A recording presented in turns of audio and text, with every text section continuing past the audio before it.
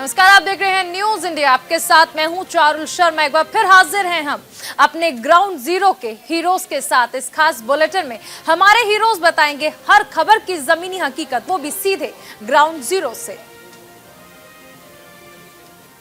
प्रधानमंत्री नरेंद्र मोदी के संबोधन के बाद जो है यहाँ पे कुछ उत्साहित कार्यकर्ता निकले हैं और इसमें लेकर के बात करेंगे कि आज जो पीएम मोदी ने यहाँ पे संबोधन के दौरान कहा है वो किस तरह की बातें कही हैं। और यहाँ पे तो सबसे पहले तो अपना परिचय बताएं। मैं राकेश कुमार पाठक। राकेश जी, ये बताइए कि आज आप प्रधानमंत्री नरेंद्र मोदी का संबोधन सुना, संबोधन के बाद जो है आप ये कटआउट जो पीएम मोदी का कटआउट है वो लेकर के जा रहे हैं, इसका आप क्या करेंगे? मैं विश्वनाथ जी से ले गया था, देखे थे आप। मैं भिखारीपुर से ले गया हूँ और मैं आज करखियाओं से भी इनको लेकर जा रहा हूँ। मैं इनको घर पर रखता हूँ और इनकी सेवा भी करता हूँ। इनको मैं भैंस का दूध का लस्सी बना के पिलाता हूँ और पराठा सब्जी देसी घी का भी खिलाता हूँ मैं इनको। अच्छा, यानी कहा जाए तो आप इनको भगवान की तरह पूछते हैं और इनका लोग भोग मनाते हैं। अच्छा, ये भोलेनाथ का अवतार है। आज पीएम का आपने संबोधन सुना, क्या कहा उन्होंने? इनका मैं सबसे बड़ी बात पकड़ा, क्या जानते हैं? जो बोले कि इस यूपी के पूर्व कुछ ऐसे नेता हैं जो कि योगी जी के, मोदी जी के कार्यों को देख करके उनके हृदय में आग की जलन लग गई है। और इतने बड़े नेता रहे हैं कि यदि उनके परिवार में 47,000 किलोमीटर का कोई रिश्तेदार होगा तो उनके पेट में बच्चा आता है तो वो कहीं निगम का अध्यक्ष होता है। अब बताइए, और जो कांग्रेस ने 70 साल में नहीं किया वह मोदी जी ने 7 साल में करके दिखा दिया। विकास की अगर बात करते हैं तो किस तरह का विकास हुआ है? अरे सर, आप क्या, बनारस क्योटो बनने जा रहा है। क्योटो बन गया, वह गुलाबी रंग की शहर होगी, गलियां उसी तरह रहेंगी। बनारस का नाम आप जानते हैं क्यों पड़ा? वहाँ बना हुआ रस मिलता है। वहाँ 40 किस्म की मनकनका घाट के रोड पर राजबंधु के सामने 40 कोट की ब्लू लस्सी मिलती है। ब्लू, शांत रहो यार तुम लोग। ब्लू लस्सी मिलती है और ऐसे ऐसे रसमलाई, मलाई का आपको मिलेगा, क्या नाम है, लस्सी और मिश्राम्बू और कचौड़ी भी मिलती है। ये काशी की जनता है जो आप साफ तौर पर देख सकते हैं कि पीएम के संबोधन के बाद जो है कार्यक्रम स्थल से निकले हैं और इन्होंने अपनी बात को, यानी कि जो उत्सुकता थी उन्होंने ये कहा है। तो इसमें कुछ और भी लोग हैं, उनसे भी जानने की कोशिश करेंगे। जी बताएं। जी मैं सुभाष चंद्र चौरसिया जौनपुर डिस्ट्रिक्ट से हूँ। यहाँ संबोधन के दौरान आपने क्या कहा? जी, मोदी जी का कहना है कि मैं देश का विकास में मैं लगा हुआ, देश का विकास करूंगा। ये बीजेपी पार्टी जब तक रहेगी तब तक के जिंदगी, जब तक सूरज चांद रहेगा तब तक के बीजेपी का सरकार है। बहुत अच्छा उसने मतलब विश्लेषण दिए और सब लोग जो है काफी प्रभावित हुए। न जाने कितने लाखों लोग यहाँ मतलब दूर दराज के आकर के मतलब जो है, जब तक सूरज चांद रहेगा तब तक भाजपा नाम रहेगा। यहाँ के लोग उत्साहित कार्यकर्ता है। कुछ महिला मैडम भी है। आज प्रधानमंत्री नरेंद्र मोदी का कार्यक्रम था, आपने क्या उन्होंने क्या कहा? आज प्रधानमंत्री जी यहाँ शिलान्यास करने आए थे अमूल दुग्ध डेयरी का और इससे बहुत लोग लाभान्वित होंगे। बहुत सारे लोगों को रोजगार मिलेगा और जो गोबर प्लांट है उसका भी उन्होंने शिलान्यास किया। बहुत सारी सौगातें हमारे यहाँ के किसान भाइयों को और यहाँ के लोगों को उन्होंने दिया है। अमूल डेयरी का प्लांट चालू हो जाएगा तो यहाँ पे रोजगारों की अगर बात करते हैं तो कितने लोगों को रोजगार से फायदा मिलेगा? कम से कम 25,000 लोगों को यहाँ पे काम मिलेगा। उसके बाद मैडम एक बात करते हैं कि कल ही मुख्यमंत्री जी ने एक आदेश जारी किया है जो आपको अयोध्या के मंदिर के आसपास में जो ज़मीनें खरीदी गई हैं, तो जिसमें कुछ मंत्री और कुछ अधिकारी शामिल हैं जिन पर जाँच के आदेश दिए गए हैं, तो कितना ये सही है? नहीं, इस विषय में मैं अपनी कोई टिप्पणी नहीं देना चाहूँगी। ये सब उच्च स्तरीय बातें हैं और इस विषय में मैं कोई भी अपनी टिप्पणी नहीं दूंगी। तो ये थी लीना तिवारी जिन्होंने मतलब प्रधानमंत्री ने जो आज संबोधन के दौरान और यहाँ पे काशी की जनता को एक जो सौगात दी है उसको लेकर के उन्होंने बात की। लेकिन अयोध्या में ज़मीन मामले को लेकर के जिस तरह से मुख्यमंत्री ने जो आदेश जारी किया था, जांच के आदेश जारी किए थे, उसको लेकर के लीना तिवारी ने अभी बात करने से भी मना कर दिया क्योंकि उन्होंने बताया है कि अभी इस बारे में मेरे को कोई जानकारी नहीं है। न्यूज़ इंडिया के लिए मदन मोहन शर्मा, वाराणसी। यूपी के अंदर कांग्रेस की प्रभारी प्रियंका गांधी ने अयोध्या के अंदर राम मंदिर के आसपास की जितनी जमीन है उसके घोटाले का और चंदे का दुरुपयोग करने का आरोप बीजेपी पर लगाया। इस पर बातचीत करते हैं अयोध्या के सांसद लल्लू सिंह जी है। लल्लू जी, बड़ा आरोप प्रियंका गांधी ने लगाया कि चंदे के मामले में घोटाला किया है बीजेपी ने और उसमें खुद बीजेपी के नेता मौजूद हैं, वहां के अधिकारी भी मौजूद हैं। प्रियंका गांधी जी का आरोप निराधार है। इस माननीय मुख्यमंत्री जी ने एक जांच कमेटी बना दी है। 7 दिन में वह जांच कमेटी अपनी रिपोर्ट देगी और दूध का दूध, पानी का पानी सब सामने आ जाएगा। लेकिन झूठा मूठा आरोप लगाना ठीक नहीं, उचित नहीं। लेकिन उन्होंने प्रेस कॉन्फ्रेंस की, उसमें सारे जहां पर रजिस्ट्री हुई है, सारे डॉक्यूमेंटेशन जो है वो उन्होंने प्रेस कॉन्फ्रेंस में दिखाए। ये सब तो जांच का विषय है। उन्होंने जो दिखाया है ठीक है, उस जांच में जो आएगा वो सामने आ जाएगा एक सप्ताह के अंदर। योगी सरकार ने जांच का आदेश दिया है, लेकिन प्रियंका गांधी ने उस जांच पर भी सवाल खड़े किए हैं। उन्होंने कहा है कि अगर ये मामला सुप्रीम कोर्ट से हल होकर राम मंदिर बन रहा है तो मामले की जांच भी सुप्रीम कोर्ट को सौंपी जानी चाहिए थी। राम मंदिर का इससे कोई लेना देना नहीं है। जिस जमीन के घोटाले की बात करते हैं, इसे राम मंदिर और राम जन्मभूमि ट्रस्ट जो है उससे कोई लेना देना नहीं है। तो किस लिए सुप्रीम कोर्ट जांच को करावे? लेकिन प्रियंका गांधी कह रही हैं कि डिस्ट्रिक्ट मजिस्ट्रेट के स्तर को जांच सौंपी गई है, लेकिन उसमें तो खुद मेयर को सम्मिलित किया उन्होंने। डिस्ट्रिक्ट मजिस्ट्रेट को जांच नहीं दी गई है। विशेष सचिव राजस्व को जांच टीम का नेतृत्व दिया गया है। वो कमेटी के मुखिया है और डिस्ट्रिक्ट मजिस्ट्रेट नहीं है, और वह जांच करके 7 दिन में अपनी रिपोर्ट देंगे। उन्होंने ये भी आरोप लगाया कि राम मंदिर के परिसर के आसपास की जो जमीन है उसको औने पौने दाम में खरीदा गया और फिर बेचा गया। राम मंदिर के आसपास क्या है प्रियंका गांधी जानती हैं। अभी तक तो हमको अयोध्या गई नहीं है, उनको क्या मालूम है राम मंदिर के आसपास क्या है। राम मंदिर के आसपास एक तरफ सारे मंदिर हैं, 2 तरफ मार्केट है, एक तरफ रेलवे स्टेशन है।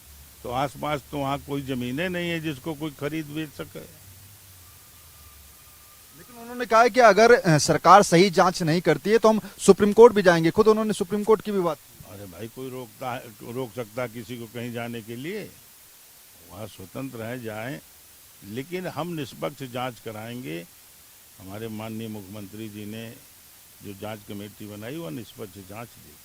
कागज तो कोई खा नहीं लेगा, जो रिकॉर्ड में है उसको तो कोई झूठा साबित नहीं कर सकता। तो जो कुछ भी है वो सामने 7 दिन में आ जाएगा। लेकिन जो उन्होंने आरोप लगाए हैं उसमें चंपत राय का नाम भी शामिल है, वहां मेयर का नाम भी शामिल है। तो क्यों आखिर ये जो बड़े आरोप हैं वो आपके लीडर्स पर लग रहे हैं? बीजेपी भी कई नेता ये प्रियंका गांधी पाप कर रही हैं। चंपत राय का उन लोगों का नाम लेकर के या नहीं करना चाहिए। चंपत राय के विषय में वो जानती हैं, जो उन्होंने नाम ले लिया चंपत राय का, जिन्होंने अपना पूरा जीवन समाज के लिए दे दिया, देश के लिए दे दिया, उसके ऊपर आरोप लगाती। उनको मालूम ही नहीं चंपत राय है क्या चीज। उनको इस प्रकार का आरोप नहीं लगाना चाहिए। आखिरी सवाल होगा, कांग्रेस की पार्टी ने यह भी कहा है कि राम मंदिर के नाम पर जो है अब भ्रष्टाचार कर रही है बीजेपी। क्योंकि भारतीय जनता पार्टी ने भव्य राम के मंदिर का जो वादा किया था कि उसकी बाधाओं को दूर करके हम बनवाने का काम करेंगे सहयोगी के रूप में। आज भव्य राम का मंदिर बन रहा, पूरा देश राममय हो गया। इसलिए इनको लगता है कि किसी तरह इनको बदनाम किया जाए राम के नाम पर, लेकिन वह संभव नहीं है। पूरा देश जानता है कि भारतीय जनता पार्टी और इस देश के प्रधानमंत्री माननीय मोदी जी और उत्तर प्रदेश के मुख्यमंत्री पूज्य योगी आदित्यनाथ जी के प्रयासों के कारण उच्चतम न्यायालय ने जो उसमें कठिनाइयाँ थी, जो बाधाएं थी, उसको दूर करने का काम किया। उसके कारण आज भव्य राम का मंदिर बन रहा। तो झूठा आरोप लगाती रहती है, उस पर कोई असर नहीं होने वाला। तो बिल्कुल अयोध्या के सांसद लल्लू सिंह जी ने साफ तौर पर कहा कि प्रियंका गांधी के जितने भी आरोप हैं वो निराधार है और बेवजह बीजेपी पर आरोप लगाया जा रहा है। कैमरा पर्सन शिव कुमार के साथ नमित त्यागी, न्यूज इंडिया, दिल्ली। शिवसेना के मुखपत्र सामना में आज राम मंदिर को लेकर एक संपादकीय लिखा गया, जिसमें बीजेपी के नेताओं पर कई सारे आरोप लग रहे हैं कि जो जमीन है वो बीजेपी के नेताओं ने खरीदी है। इस वक्त हमारे साथ बातचीत करने के लिए बीजेपी के नेता राम कदम जी। कदम जी, जिस तरीके से शिवसेना का जो मुखपत्र है सामना, उसमें आरोप लग रहा है कि बीजेपी के कई नेता और विधायक जो हैं, जो राम जन्मभूमि के अधिग्रहण उसमें 70 एकड़ जमीन खरीदी गई है। किस तरीके से आप देखिए, ऐसा है कि जो चोर होगा उसे अन्य लोग भी चोर दिखेंगे। तो शिवसेना नेताओं की ओर से बहुत कुछ ज़्यादा उम्मीद थी नहीं हमें, और ना है। पर राम मंदिर के भूमि पूजन पर या भव्य दिव्य मंदिर पर उनका खुद का 1 रुपया उन्होंने चंदा नहीं दिया, बल्कि भूमि पूजन पर जिन्होंने सवाल उठाए उनके साथ ये सत्ता साझा कर रहे। सत्ता के लिए पूरी तरह से हिंदुत्व त्याग चुकी शिवसेना अब हिंदुत्व को चोर ठहरा रही है, हमारे अयोध्या को बदनाम कर रही है, हमारे भगवान राम मंदिर के उस पवित्र स्थली को बदनाम कर रही है। तो सत्ता की लालच में ये कितना बदल चुके हैं ये देश देख रहा है। इससे पहले भी शिवसेना ने मुद्दा उठाया था कि जो चंदा मांगा जा रहा था, जब दान होता कि चंदा जो है भीख मांगी जा रही है, पैसे कट। तो आपको लगता है शिवसेना बार बार बीजेपी को टारगेट कर रही है राम मंदिर के मुद्दे पे? ये स्वर्गीय बाला साहब ठाकरे जी की शिवसेना नहीं है, ये सोनिया सेना है। सोनिया जिस प्रकार की बोली बोलती है, उसी बोली पर, उसी चाल पर ये चलते हैं। ये वह स्वर्गीय बाला साहब की सेना नहीं रही। आपको लगता है जानबूझ के सारी चीजें सामना में किया जा रहा है? पहली मर्तबा नहीं है कि ऐसे चीजें आई हैं, इससे पहले भी कई बार आई है। संजय राउत खुद इस लेख को लिखते हैं। अब पूरा महाराष्ट्र, उनके सारे कार्यकर्ता जान चुके हैं कि उन्होंने हिंदुत्व को छोड़ा है, तो उनकी मजबूरी है गोल घुमा करके लोगों को दिखाना कि अभी भी हमारा हिंदुत्व शेष है। बहुत बहुत धन्यवाद। बिल्कुल, ये थे हमारे साथ बीजेपी नेता राम कदम जी, जिनका साफ तौर पे कहना है कि शिवसेना, जिनका अब हिंदुत्व खतरे में है, वो अब इस तरह से बयानबाजी कर रही है अपने मुखपत्र सामना के जरिए। कैमरामैन बबलू राउत के साथ शुभम पांडे, न्यूज इंडिया, मुंबई। राष्ट्रीय राजधानी दिल्ली समेत समूचे उत्तर भारत में ठंड अपना प्रचंड कहर बरपा रही है। इस साल की सर्दी पिछले कई सालों के रिकॉर्ड तोड़ चुकी है और मौसम विभाग के पूर्वानुमान की माने तो फरवरी महीने तक कड़ाकेदार ठंड पड़ेगी। आप इस वक्त की तस्वीरें अगर देखें तो सुबह के समय भयंकर कोहरा दिल्ली की आबो हवा में छाया हुआ है। अगर आप विजय चौक पर देखने की कोशिश करें तो आपको राष्ट्रपति भवन भी नजर नहीं आएगा। इससे अंदाजा लगाया जा सकता है कि दिल्ली में कोहरा किस कदर पड़ रहा है, जिसकी वजह से आमजन को परेशानियों का सामना भी करना पड़ रहा है। क्योंकि सुबह के समय जो लोग ड्राइविंग करते हैं, दफ्तर जाया करते हैं, उन्हें विजिबिलिटी में काफी समस्याएं हो रही हैं, जिसकी वजह से ये कोहरा है वो उनके सामने खतरे की घंटी बना हुआ है। वहीं आपको बताएं, जिस प्रकार से सुबह के समय ठंड पड़ रही है, ये हाड़ कंपाने वाली है। सुबह और शाम के समय गलाने वाली सर्दी पड़ रही है, क्योंकि शीत लहर प्रचंड रूप से चल रही है। पहाड़ों पर जिस कदर बर्फबारी हो रही है, ऐसे में मैदानी इलाकों में भी हाड़ कंपाने वाली सर्दी पड़ रही है। और मौसम विभाग पहले ही चेता चुका है कि इस साल की सर्दी पिछले कई सालों की तुलना में हाड़ कंपाने वाली होगी, कड़ाकेदार होगी, कई रिकॉर्ड तोड़ देगी। साफ कहा जा सकता है कि जो राहत मिलने की बात है कि अगले 2-3 दिनों में राहत मिल सकती है, क्योंकि पश्चिमी विक्षोभ एक्टिव हो गया और 26 से 28 दिसंबर तक हल्की हल्की बारिश भी होगी, जिसकी वजह से न्यूनतम तापमान में थोड़ी राहत दिल्ली वासियों को मिल सकती है। ऐसे में सभी इसी बात को लेकर उम्मीद में है कि जिस प्रकार से सुबह और शाम के समय शीत लहर चलती है और जो प्रचंड ठंड का सामना दिल्ली सहित समूचे उत्तर भारत की बाशिंदों को करना पड़ रहा है, ऐसे में आगामी दिनों में थोड़ी राहत मिलेगी।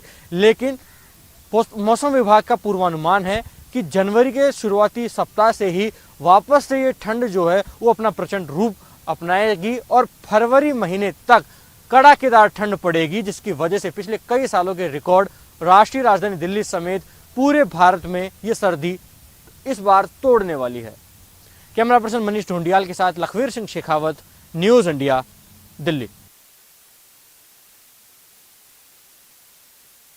महाराष्ट्र के 5 दिवसीय शीतकालीन सत्र का आज दूसरा दिन है और दूसरे दिन ही महाराष्ट्र के जो सत्ताधीन पार्टी है शिवसेना, उसके विधायक आज यहाँ पर विधान भवन के बाहर बैठे हैं और अपनी कुछ मांगों को लेकर अपनी ही सरकार को जो है उनसे अपनी मांगों को लेकर बैठे हैं।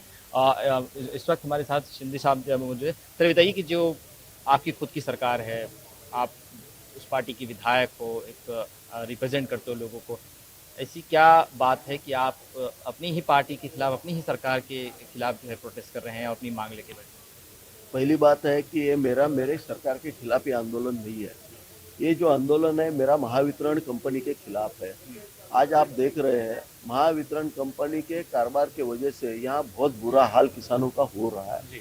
लास्ट 6 से 7 दिन से ये लोग किसानों की बिजली काटना चालू कर दिए हैं।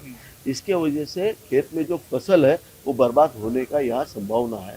इसके वजह से मेरी सरकार को और हमारे स्पेशली बीज मंत्री को यही मांग है कि त्वरित एक आदेश पारित किया जाए जिसके वजह से ये किसानों की बिजली काटना बंद हो जाएगा। तो महेश जी, आप कह रहे हैं कि मैं बिजली के जो मंत्री हैं नितिन राउत जी, जो आपकी ही पार्टी से बिलोंग करते हैं, कांग्रेस से, माफ कीजिएगा, और मुख्यमंत्री जो हैं आपके उद्धव ठाकरे हैं शिवसेना पार्टी के, तो क्या आपने उनसे बातचीत की थी या कोई पत्र लिखी थी इस बारे में कि ये चीजें ऐसी हो रही हैं, इस पर रोक लगाने की? मैंने हमारे किसान मंत्री दादाजी भुसे जी से बात हुई थी मेरी। दादाजी भुसे जी ने ऊर्जा मंत्री नितिन राउत से बात की थी। उन्होंने हमको आश्वासित किया था, 6 महीना पहले ही आश्वासित किया था सब ठीक हो जाएगा, लेकिन सब ठीक हो जाएगा बोले थे, लेकिन अभी तक ठीक नहीं हुआ है। अभी मेरा आंदोलन इसके लिए है कि अगर 1-2 दिन के अंदर अगर ये रिस्टोर कनेक्शन नहीं हो जाएगा तो किसानों के खेत की फसल पूरे बर्बाद हो जाएंगे। भाजपा आपके समर्थन में है और शिवसेना के कोई और विधायक आपके साथ क्यों नहीं दिखाई देते? देखो, शिवसेना पार्टी पहले आंदोलन से ही शुरू होती है। शिवसेना आज आंदोलन से पैदा हुई पार्टी है और गरीब और जो बिछड़े हुए लोग हैं उनके लिए ही शिवसेना आंदोलन करती है। आज किसानों के ऊपर तकलीफ हो रही है, जहाँ तकलीफ होगी, जहाँ आम आदमी को तकलीफ होगी वहाँ शिवसेना आएगी। आज भी किसानों को तकलीफ है तो शिवसेना ही सामने आई है। मुद्दा आपने सत्र में उठाया था, क्या आप सत्र में उठाएंगे या स्पीकर के सामने अपनी बातों को रखेंगे? हाँ, हम ये मुद्दा उठाएंगे, हमने वैसा लेटर भी दिया है, तो देखते हैं क्या होता है। बिल्कुल, ये थे हमारे साथ महेश शिंदे जो शिवसेना के विधायक हैं। जाहिर सी बात है कि अपनी मांगों को लेकर आज विधान भवन के परिसर के बाहर ही बैठे हैं और अड़े हुए हैं कि जब तक उनकी मांग पूरी नहीं होगी तब तक वो अपना जो आंदोलन है वो खत्म नहीं करेंगे। कैमरामैन बबलू राउत के साथ शुभम पांडे, न्यूज़ इंडिया, मुंबई।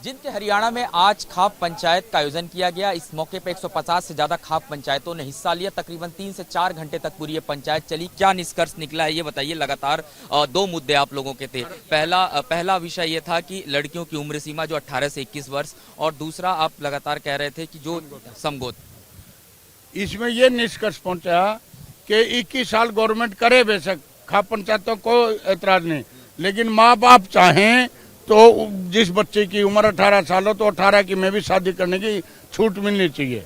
मतलब ये 21 की जबरदस्ती ना थोपी जाए, एक बात। दूसरा, समगोत्र में एक गांव में गुआंड में शादी हमारा जो कस्टम है पुराना वो नहीं मानता। अनुवांशिकी मैंने दिन में ही बताया था, बीमारियां आती हैं थैलेसीमिया और दूसरी, तो इसलिए ये वैज्ञानिक रूप से भी गलत है। एक ही गोत्र में शादियां नहीं होनी चाहिए और गांव में और गुआंड में नहीं होनी चाहिए। जो माँ बाप चाहें, जिस गांव की जो प्रथा हो, जो हमारा कस्टम मिला है उसकी इज्जत की जाए, हमारी पुरानी मान्यता और परंपराओं की इज्जत की जाए।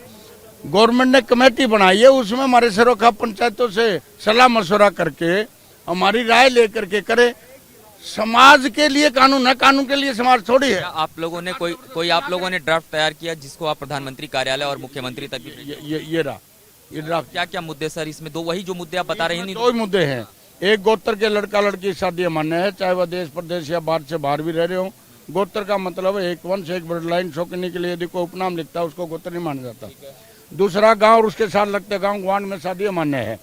तीसरा, गांव का मतलब है ग्राम पंचायत।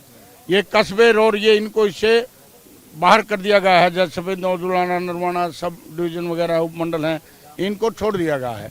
इसमें छूट है। को लेकर के आप लोगों का कोई वो तो नहीं था कि आप लगातार आप कह रहे थे कि 16 साल की अगर हो गई लड़की और उसकी शादी करनी है तो कानूनी कोई रोक टोक उसमें ना हो, आप कह रहे थे? नहीं, 18 का तो चल ही रहा है।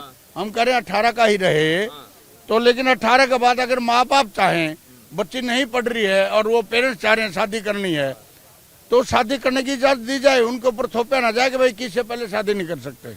हमने ये पास किया है। आगे की क्या रणनीति आप लोगों की रहेगी? आज जो खाप पंचायत सरकार उसमें कमेटी के अंदर हमारे सरो खाप पंचायतों का सुझाव ले और सुझाव के अनुसार हमारी परंपराओं के रूस का मान्यताओं का ध्यान रखे, ताकि सरकार में और समाज में सामंजस्य बना रहे। और सरकार अगर हमारे को पूछती ही नहीं तो ये सरकार की गलती है। मैं बोल चुका हूँ कि समाज के लिए कानून है, कानून के लिए समाज थोड़ी है। आप कानून सोच समझ करके बनाए, कृषि कानून बनाए, हमारे से सलाह करके बनाते, किसानों से तो ये नहीं होता। अब इतने 1 साल से ऊपर तक किसानों को संघर्ष करना पड़ा, 700 से ज्यादा किसानों की जान गई। आवश्यकता ही नहीं थी। आप डिस्कस करके वो करें। अब अच्छा किया सरकार ने कमेटी बना दी, कमेटी बना करके सबसे सलाह मशवरा करके डिबेट लाए पार्लियामेंट में, सब जगह, उसके बाद करें ना। यानी कि आप लोग यानी कि सरकार के उस फीडबैक का इंतजार करेंगे जो आज आप लोगों ने मांगे भेज दी। हाँ जी, हाँ। उसके बाद अगली कोई आप उसके बाद अगली कोई कार्रवाई करेंगे। अगर सरकार हमारी बातों को नहीं मानती है तो उसके बाद फिर सरोखा पंचायत दोबारा बुलानी पड़ेगी। बुला करके फिर फैसला करेंगे कि भाई हमारी परंपराओं को दरकिनार करके जो किया जा रहा है समाज के लिए हानिकारक है। हमारी सरोखा पंचायतें ना किसी अंतरजातीय विवाह के खिलाफ है, ना किसी और के खिलाफ हैं। हम तो भाईचारा बढ़ाने के लिए हैं, हर्षवर्धन के टाइम से चली आ रही है। इनको बदनाम करने का काम किया गया है। कुछ एक आध निकम्मे से लड़के हैं, लेते हैं वो अपना सेल्फी डाल के फजूल में वो कर रहे हैं। हमारे समाज के ताने बाने को तोड़ने का काम किया जा रहा है, जो नहीं होना चाहिए। तो ये पूरा जो पंचायत का निर्णय था वो इन्होंने बताया और लंबी पंचायत ये चली। तकरीबन सभी लोगों ने अपनी बातों को रखा और जिनके अंदर इस खाप पंचायत का आयोजन किया गया था, जिसमें हरियाणा के सभी जो खाप के प्रमुख थे वो यहाँ पे शामिल थे और एक ड्राफ्ट तैयार किया गया है जिसको प्रधानमंत्री तक भेजा गया है और मुख्यमंत्री तक भी भेजा गया है। कैमरामैन उपेंद्र के साथ गौरव मिश्रा, न्यूज इंडिया, जिंद, हरियाणा। बुलेटिन में अभी वक्त हो चला एक छोटे से ब्रेक का। बने रहिए न्यूज इंडिया के साथ।